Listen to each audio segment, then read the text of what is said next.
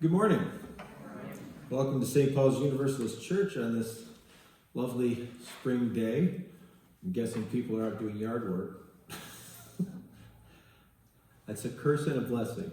It's like, I'll just catch it in reruns or later. Anyway, I have several announcements for the congregation. From Julie, if you haven't returned your pledge card, please do so, as she needs it to get an accurate total for the pledge report for the annual meeting, which will be taking place 2 weeks from today. It's incorporated into the service. A few years ago, I believe it was Dr. Barry Spalding came up with the idea that we used to have a service, and then in our bylaws we had to wait an hour once nominations were on the floor, and he got the idea we'll do the nominations before the service. That way the hour is part of it. And so if you have any Mother's Day plans, we won't interfere with them because it will, the timetable will fit. Along those lines, all reports for the annual meeting are due to Pat Rabowski no later than May 8th, and that's underlined no later than May 8th. And also, the church newsletter is available. It's on the back table there over behind Jane. If you take one, please sign. There's a little sign-up sheet next to it. That way we know if people picked it up here, so we can mail it out to people who were not here to receive it. Any other announcements that anyone wishes to share? All right, let us proceed to our musical call to worship.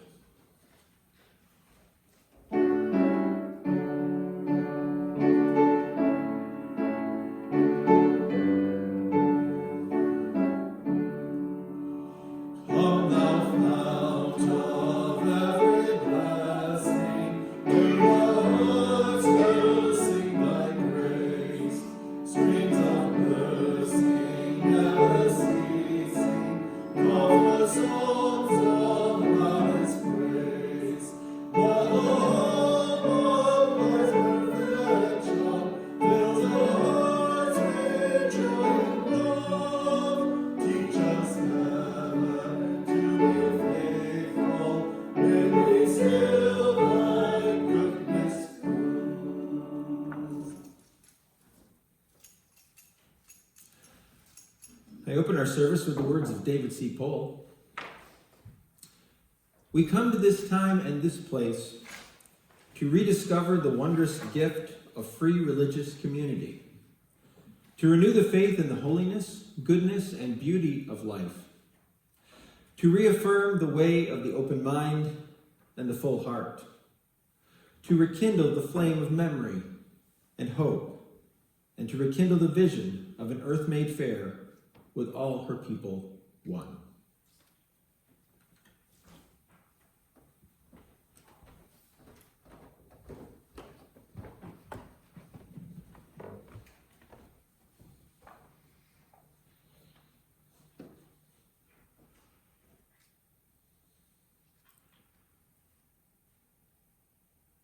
Please join me in the words for the chalice lighting.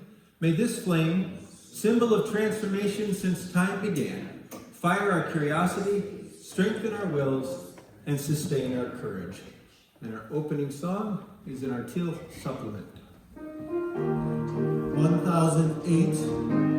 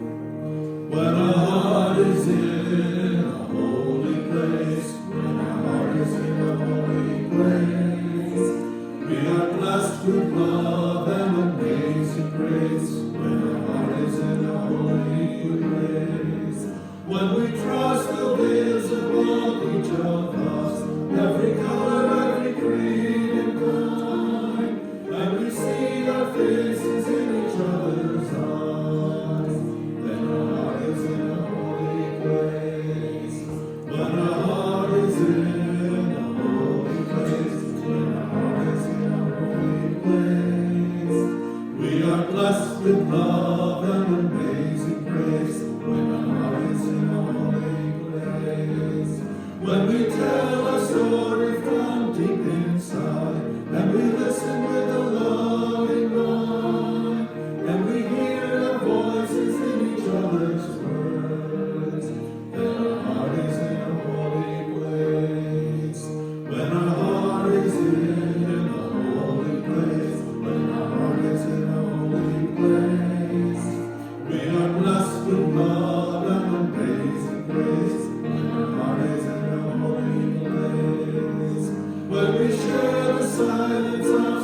Spirit stays, and the God of our hearts stirs within, and we feel the power of each other's faith.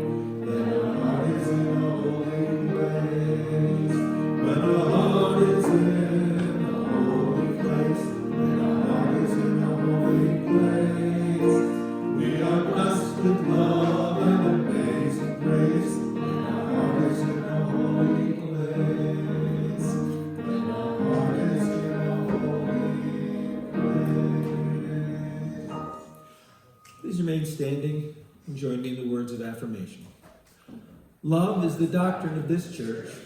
The quest of truth is its sacrament, and service is its prayer. To dwell together in peace, to seek knowledge and freedom, to serve humanity in fellowship, to the end that all souls shall grow into harmony with the divine. Thus do we covenant with one another and with our God.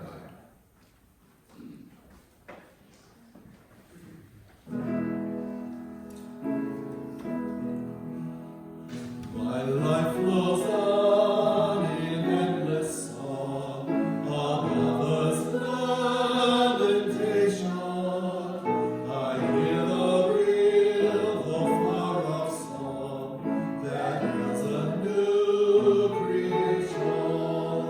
No storm can shake my inmost calm, while to that rock I'm clinging.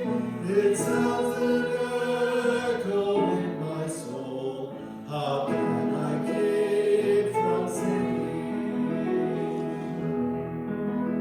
But though the darkness round me roars, I hear the truth it liveth. And though the darkness round me close, songs in the night it giveth. No storm can shake my inmost calm, while to the rock I'm clinging. Since love is Lord of heaven and earth, how can I keep from singing? My life goes on in endless song, of Thomas' meditation.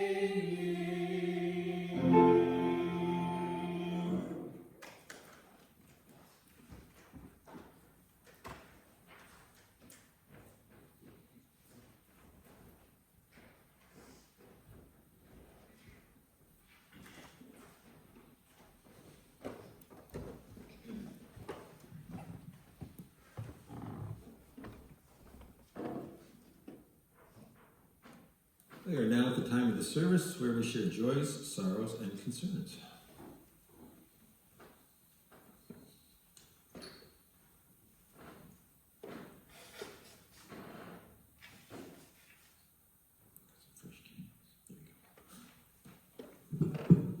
This candle is for Mark.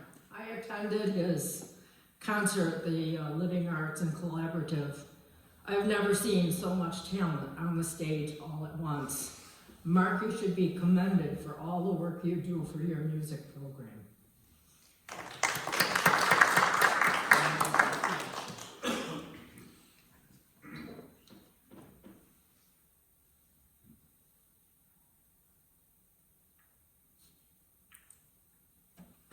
This is a candle of concern for our oldest member, Ann Kashmirsky. She's not ill, but she wanted to come to church this morning to hear Mark's Reverend Gilman sermon.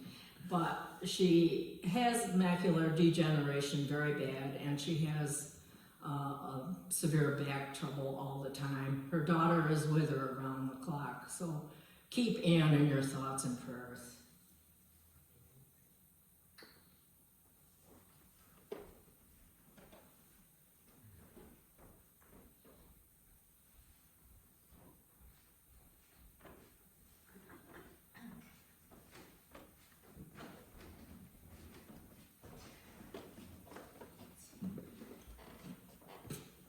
This candle is a sad one. This last couple of weeks, lost a couple of friends. One was Bob Reels, that I did some volunteer work. He was from Mohawk. And the other was Larry McCrae, that I dated for quite a few years in Michigan. So that's the sad part. On the joyous part, today is my granddaughter Eli's 25th birthday.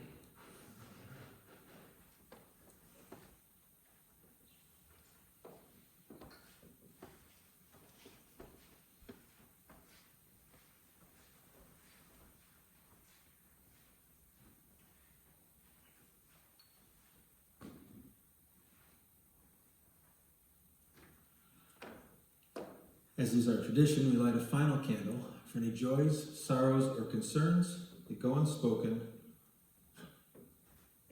but don't set our robes on fire. No, but remain in our hearts and minds.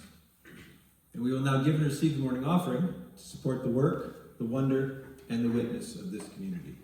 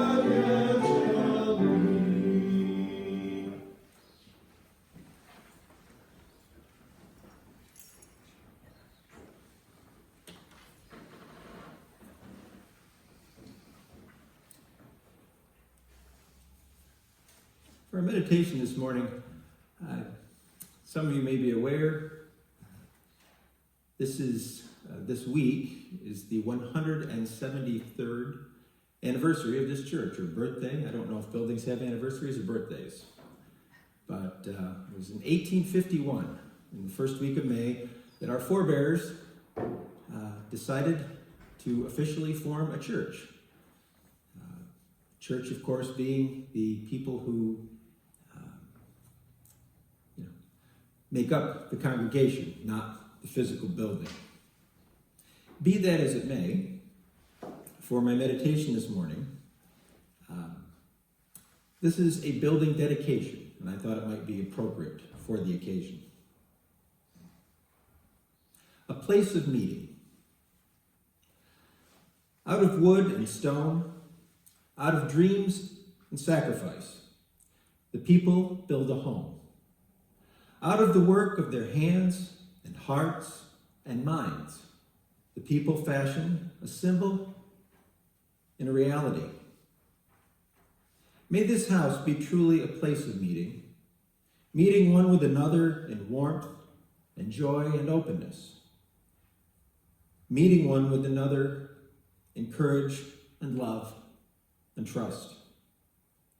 May all who enter here trust one another so surely that they dare to share the deep fires that burst into anger, as much as the sweet spring waters that swell into laughter, the slow erosion of wounded tears as much as the soaring song. May these walls know silence as 100 hearts search inward, each for its own small spark of hope that might otherwise be snuffed out in the noise. May these rafters hear the voice of the child as surely as that of the orator, and the sound of the lute, the clack of the typewriter, the swish of the broom, and know that all are as holy as the shout of 1,000,000 stars. May the rain fall lightly on this house, the sun shine warmly, the winds blow softly, and blessed is a place of joy and of peace. And let us now share a moment of silence where we listen to the wisdom of our hearts and minds.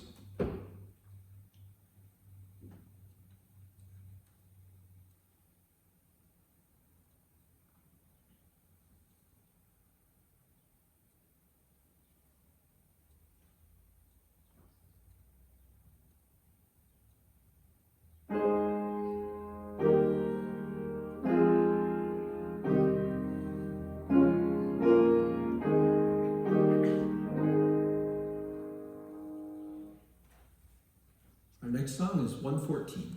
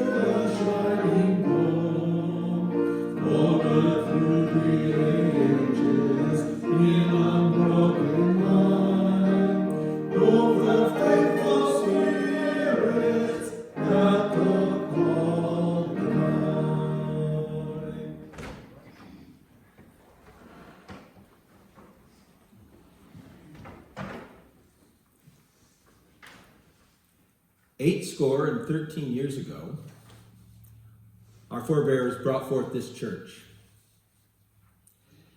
Depending how you look at it, I am either the 42nd or 43rd minister in this church's long history. And the reason I say this is because of this esteemed gentleman, the Reverend Howard Gilman.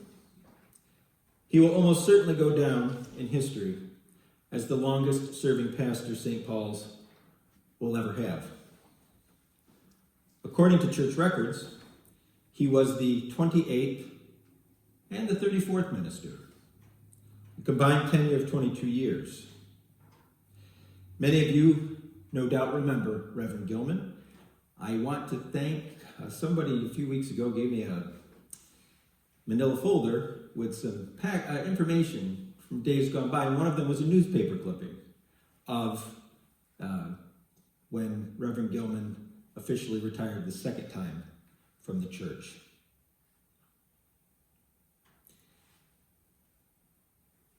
A few years ago at a cluster service, I had the good fortune to be handed a collection of his typewritten sermons. A member of the Utica congregation's mother, of all people, had come across them up in the attic. And her son thought that I might appreciate having them, and I did. 173 years is a long time. And on occasions such as this, we give pause to reflect upon the memories of days gone by. And so today, I thought that I would share one of those sermons of Reverend Gilman with you. It doesn't have a date, but based on some of his references, I'm guessing it was written sometime in the early 1970s. I'm going to share it with you word for word. Some of the language would not be considered politically correct by modern standards, but it also contains some interesting parallels to today. And reading over some of Reverend Gilman's old sermons, the adage, the more things change, the more they stay the same, comes to mind. This is The Meaning of Liberal Religion by the Reverend Howard Gilman.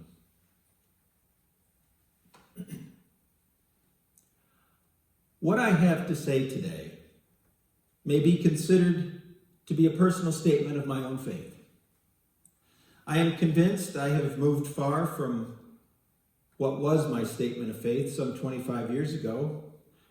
I expect that in a few years, I would have to modify what I say now. In considering such a subject as this, I wish to state that I am not trying to think of liberal religion as it has developed in Western culture, and particularly in the United States. I believe there have been liberal religious ideas expressed in the teachings of the great religious teachers and leaders of history. It was Buddha who once said, "There are many roads that lead to the mountaintop." Thus, the concept of a liberal faith is not new to our times. Yet I do realize that I am a Westerner, having been subjected to Western ideas and influences. Still, I also hope that I am not blind to what my fellow men are, even when born and reared in different cultural environments. Wherever I have been in the past several years, it has not been difficult for me to feel the warmth of the friendship, whether in East Africa or the Orient. I have found that a simple greeting in the native language, or just a smile, brought a friendly response. In all these simple relationships, and they were altogether too brief, I have come to believe with conviction what I hoped had been true, that goodwill can and must be established among all of us who walk this earth. It is also my hope that I have given witness, as I am trying to do now here in Japan, to my faith as a Unitarian Universalist. Hosea Ballou, the theologian of early Universalism in America, once said, "We do not all agree to think alike, but we do all agree to think." He further stressed the importance of brotherly love, whether in agreement or disagreement among people, else men could accomplish little together. Therefore, it is in such a basic respect for and goodwill toward one another that we shall be able to arrive at understanding and truth. Liberal religion may be well expressed in the concept of a community of people in which each person may stand up and express himself freely, no matter how different his ideas may be, and at the same time be respected for them, even though in so doing, he stands alone. What is important here is that neither the group nor the person shall impose his ideas on the other. It is obvious that such a concept of religious community is not easy of attainment. Two important ideas are stated in what I have said, and they are freedom and discipline. Nor are these easy to attain. In order to flourish, liberal religion requires freedom. This is true for any society that would call itself free. To arrive at truth requires thought, learning, and practice. Science itself can exist as such because it draws from all discovery and knowledge, whether the source be Russian or American or Japanese, etc. And as we examine the history of science, we know that the body of its knowledge has been increased by persons from many, many lands. No scientist can measure up to his profession unless he has this freedom, the freedom to search for the truth wherever it may lead him. In an authoritarian society, this is not possible, because whatever is done must conform to the doctrinaire beliefs of the dictator of the state. Thus, freedom ever becomes a threat to entrenched power. The liberal religionist ever remains as an enemy of all entrenched power because he has ideas that undermine that power. He says that no ism is final. No political, social, religious, or economic system has all the answers. All these areas of knowledge need to be modified as we learn more and more about man and the universe. To succumb to the claim by an ism that it has the final truth is to surrender to ignorance. We have only to note how present knowledge, great as it is, pales into insignificance before the vast unknown beyond us and even within us. I remember what one of the grand old professors in my college days said in the geology class one day: the greater the body of knowledge, the greater the circumference of our ignorance. The poet expressed it this way: the larger the island of our knowledge, the longer the shoreline of our wonder. It is what lies beyond the circumference, the shoreline, that challenges and beckons us to go forth to explore and to learn. Only in a free society is this possible. As liberal religionists, we want to continue the search, to find the meaning, to disclose the truth. If the truth is there, we believe we can and shall find it. For man to realize his finest potential, which means fulfilling his own life and enriching the life of society, requires freedom. If science and art require freedom in order to realize their usefulness, then likewise do all the other areas of human concern, those institutions that compose what we call society. And once a measure of freedom is achieved in any one of these areas, then it is that man demands freedom in the others. Already we have seen the problem in many of the countries of Eastern Europe in the last few years. None of us can be truly free until we are free to determine our whole destiny. Our chief business in life is not to arrive, but to travel. And it is the journey, with its constantly resulting and increasing rapid changes, which must keep us ever alert to any threats to our free way of life. Freedom, then, is the ideal for which we strive. Perhaps we can add that democracy is the method by which freedom may be best achieved.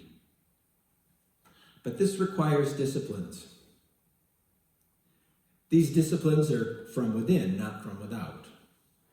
In the very philosophy of freedom are the disciplines found. This is, I believe, true of liberal religion.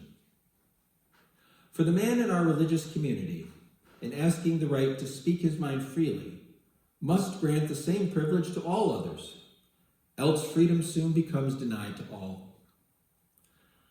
Such a discipline of self is not easy either, for it is easier to impose our own ideas, especially when we are convinced we know the answers. However, the method is just as important as the goal. Within the framework of many liberal churches, there are those who think they know what is truth and easily become angered in the face of disagreement. There can be no question that the liberal religionist faces a dilemma. If he is true to his faith, then he knows that no one has a monopoly on truth. Hence, he has often been called a fellow traveler with communists or left-wing groups. While I can respect Marx for contributing to our awareness of the evils of the capitalistic system, this does not mean that I therefore uphold the solution he offered to cure its ills. I cannot justify the fact that Bolshevism in Russia, after the revolution, killed 1 million members of royalty because, as cruel as they have been, they must now be liquidated.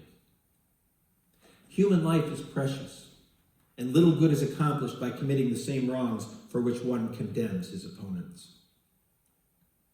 For the same reason, I find myself supporting the causes of our young people, the Negro, the Chicanos, etc., while disagreeing with the methods of violence to achieve them. The truth is that age has not seen nor heard the cries of its young, and has perpetuated systems and ideas that are outmoded for our modern world. It is this that contributed much to the revolution of our young people during the last 5 years or more. It is because the truth we have seen is only fractional and not the whole. These groups had a cause, and even I have to admit that they found that violence would work to bring change. Still, I believe that violence is ever a danger and threat to a democratic society. In the face of all this, the religious liberal endeavors to see the whole truth as far as possible, for he knows that truth cannot be ignored. This is his dilemma. We believe that love is one. We believe that truth is one. If this is not true, then we obviously live in a world where truth comes into conflict with itself. I think we must point out that if the truth, as we at this moment understand it, is not wholly good, then it is not wholly true. Our disciplines compel us to continue our search for the whole truth. We in the liberal church must work to understand life and the universe. We must do it as liberal religionists. If science is discovering and disclosing the facts, we must try to understand the meaning of those facts. We want all the truth that science can uncover that will help make a better life for all.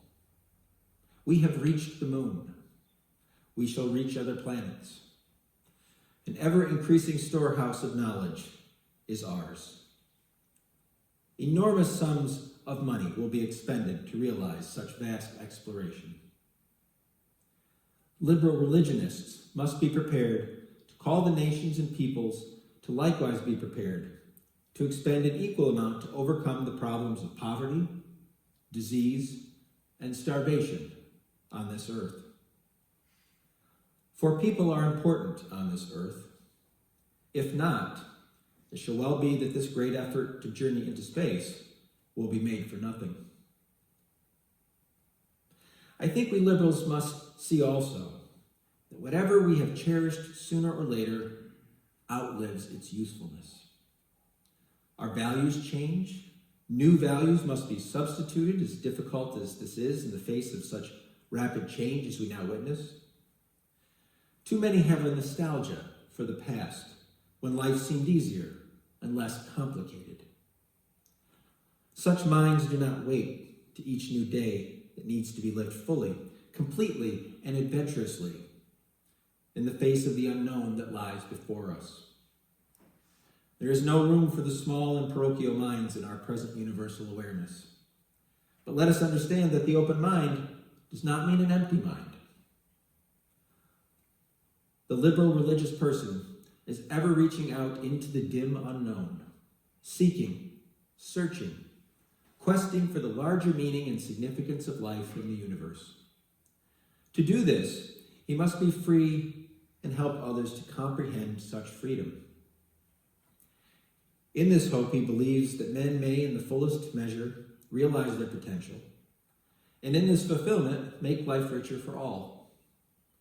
This is the underlying unity among all peoples. This is the universal hope that springs anew in human hearts.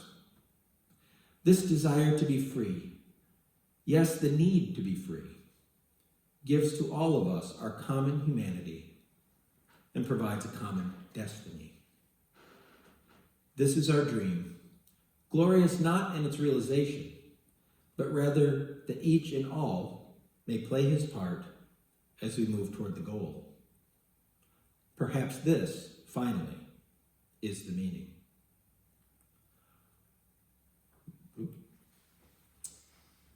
Reverend Gilman's sermon clearly is a product of its time. For one thing, we've gotten away from using male pronouns when we refer to everyone. As I was speaking, I wanted to say, we, us, he and she, but it's a different time. We say Latinos and African Americans as opposed to Chicanos and Negroes. But over 50 years later, there are still cries for social justice from ethnic minorities and young people. And yes, some resort to violent means in response to that, as they have over the time since Reverend Gilman gave that sermon. I wonder if he or anyone at that time could have foreseen he talked a lot about science and gathering of information, the explosion of knowledge that the age of information would bring to us and inflict upon us at times. 173 years later, from our inception, we are still a home to religious seekers. We still value freedom of thought and believe and acknowledge that it is not only okay to change one's mind with regard to the big questions. It is something to be not only expected, but encouraged as we make our way through life. One of the things I love about this denomination, you can change your mind. People don't come in and say, well, you have to believe this. And if you don't believe this, you don't belong here. You're free to change your mind, to accommodate and take in new information and grow in your perspective. This church has stood as a beacon to religious liberals during all of those 173 years, experiencing our nation's civil war, 2 world wars, a different global pandemic back in 1918, the Great Depression, the Civil Rights Movement, Vietnam, the 9/11 attacks, and so much more. It has witnessed a church based solely on Christian principles develop into a denomination that, while not forgetting its Judeo-Christian roots, has also come to see the value in teachings of all of the world's great religious traditions. It is a church that called and ordained 3 of its own to serve as ministers, the last of whom stands before you. It was the first church to confer the title of Minister Emerita on a transgendered member of our denomination, possibly the first of any denomination for that matter, right here in this small city congregation. It is a church where we know that we need not think alike in order to love alike. What does the future hold for us? I don't know. No one ever really does. I often think about this. We kind of have this rough sketch of the future, but we don't really know what's coming in the next hour, the next month, the next year. Who could have predicted the COVID pandemic, for example?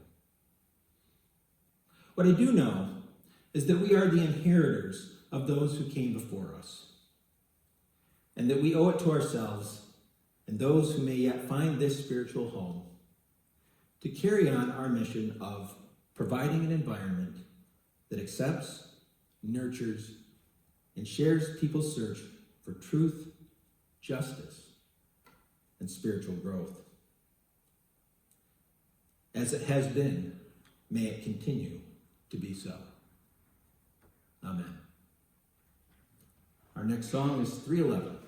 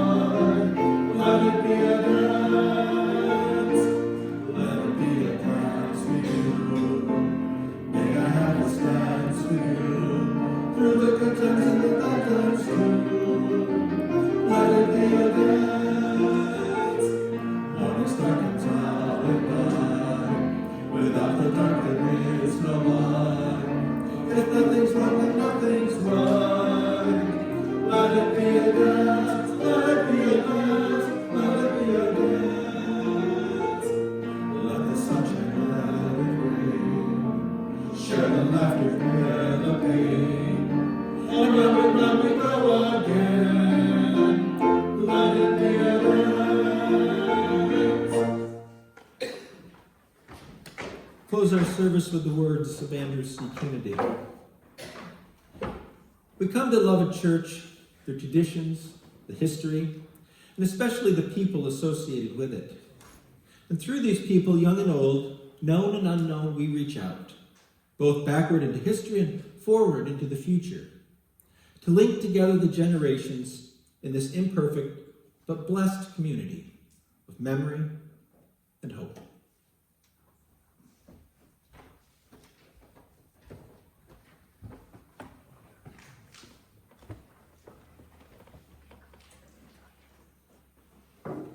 Please join me in the words as we extinguish the chalice. We extinguish this chalice flame, daring to carry forward the vision of this free faith, that freedom, reason, and justice will one day prevail in this nation and across the earth.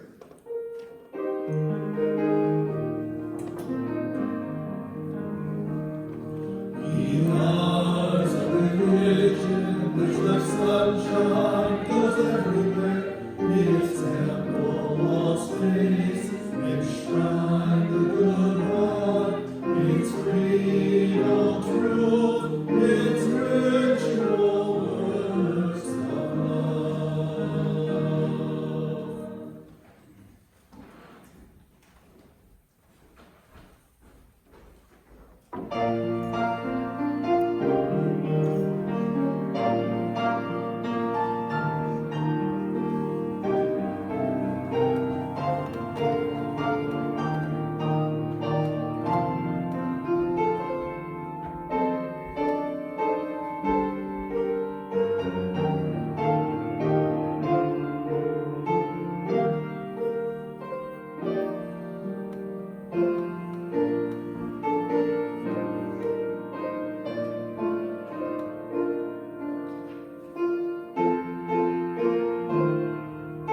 Amen.